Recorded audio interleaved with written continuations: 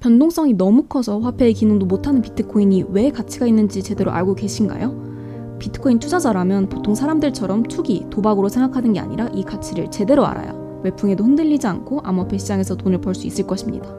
몰랐어도 괜찮아요. 제가 빠르고 쉽게 설명드릴 거니까요.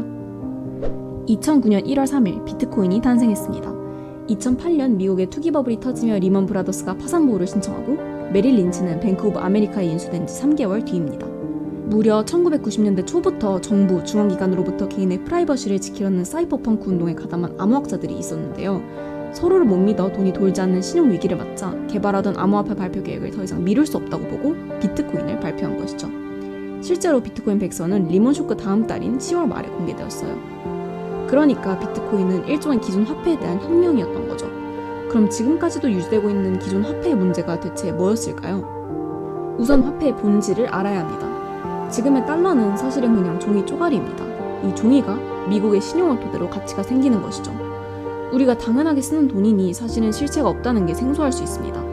하지만 달러의 역사를 보면 확 와닿을 거예요. 1900년대 초까지는 화폐가 금과 연결되어 있었어요. 갖고 있는 금만큼만 돈을 찍는 거죠.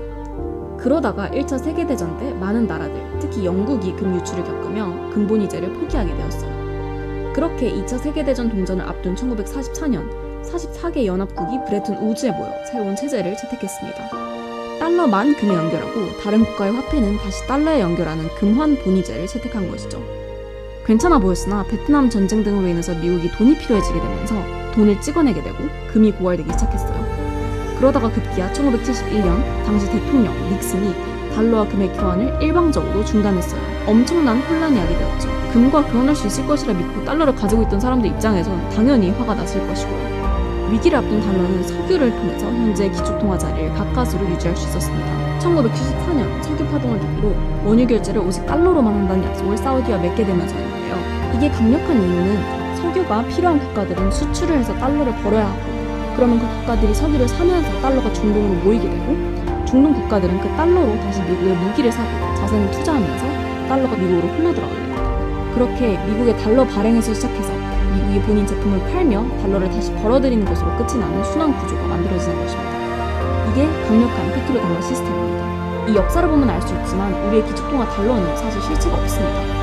달러가 신용을 기반으로 하는 신용화폐가 되기까지 많은 신용을 저버린 역사가 있다는 게 놀랍지 않나요? 아실 수 있는 것은 현재 신용화폐는 신용을 기반으로 하지만 그 신용이 무너지면 화폐 체제가 붕괴될 위험이 있다는 것입니다. 그런데 이런 화폐 체제에서 신용이라는 기반이 필요 없는 시스템이 등장했습니다. 바로 암호화폐 생태계, 특히 비트코인입니다. 국가가 어떻든 망하든 1비트코인은 그냥 1비트코인이죠. 이를 달성하는 핵심 특성이 탈중앙화입니다. 원래 중앙화된 체제 하에서는 그 주체들이 잘 행동할 것이라고 믿고 맡겨야 했지만 비트코인은 다르죠. 블록체인 기술을 통해서 한 사람이나 그룹이 통제권을 갖지 않으며 모든 사용자가 집단적으로 통제권을 유지합니다. 기존 시스템으로는 불가능했던 분산형 구조가 실현되는 것입니다. 비트코인의 의미를 알았으니 현 주소를 봐야겠죠? 비트코인이 달러를 대체할 것이라 생각하지는 않지만 기존 달러 패권의 지각 변동이 있을수록 암호화폐는 더 많은 기회에 노출될 것입니다. 그렇다면 달러 패권은 현재 어떤 상황일까요? 바로 그저께 8월 1일 미국의 신용등급이 AA 플러스로 강등되었습니다. 12년 만에 강등입니다. 국회와의 부채 한도 협상이 발목을 잡은 것인데요. 이게 무슨 일이냐면요. 미국의 부채는 31조 달러, 무려 4경원에 달합니다. 그런데 올해 6월 초였던 디폴트 예상일이 다가오는데 이자를 갚을 능력이 안 돼 국가 디폴트를 겪을 위험에 처했었어요. 네, 무려 채무 불이행일 위기가 있었던 것입니다. 이에 미국 정치권이 부채 한도 상향 문제를 놓고 대치했고 오랜 대립 끝에 6월 5일인 엑스데이트를 고작 며칠 남겨둔 6월 2일 합의를 했어요. 이를 두고 피치가 거버넌스 기준이 꾸준히 악화했으며 합의가 됐음에도 재정과 부채 문제가 남아있다고 지적하며 실용 기록을 낮춘 것입니다. 다른 사건도 한번 볼까요? 지난해에는 러우 전쟁 때 미국이 러시아의 외환 및 금융거래를 막아버리는 제재를 했는데요. 이렇게 달러를 무기화하는 것을 보면 앞으로 달러 의존도를 줄여야 할 필요성을 절감하고는 외환 보유고에서 달러 비중을 줄이려고 하며 국제 사회에서 탈달러 움직임이 가속화되기도 했어요. 그런데 이 탈달러 움직임은 생각보다 컸어요. 왜냐하면 사우디까지 가세했기 때문인데요. 앞에서 달러가 아슬아슬할 때 기축통화 자리를 유지할 수 있었던 큰 이유 중 하나가 석유 거래를 달러로 하도록 하는 페트로달러 체제를 구축해서라고 설명드렸어요. 그런데 그 버팀목이었던 사우디까지 미 재무부 채권을 2020년 1850억 달러에서 22년 1190억 달러까지 대폭 줄였어요. 이에 그치지 않고 지난해 12월에는 걸프만 협력회의 정상회담을 계기로 사우디가 대중국 원유 수출에서 위안화 결제를 검토하고 있다고 보고하기도 했습니다. 이를 두고 페트로달러에 맞선 페트로 위안화의 도전이 본격화되는 것 아니냐는 관측이 나오기도 했습니다.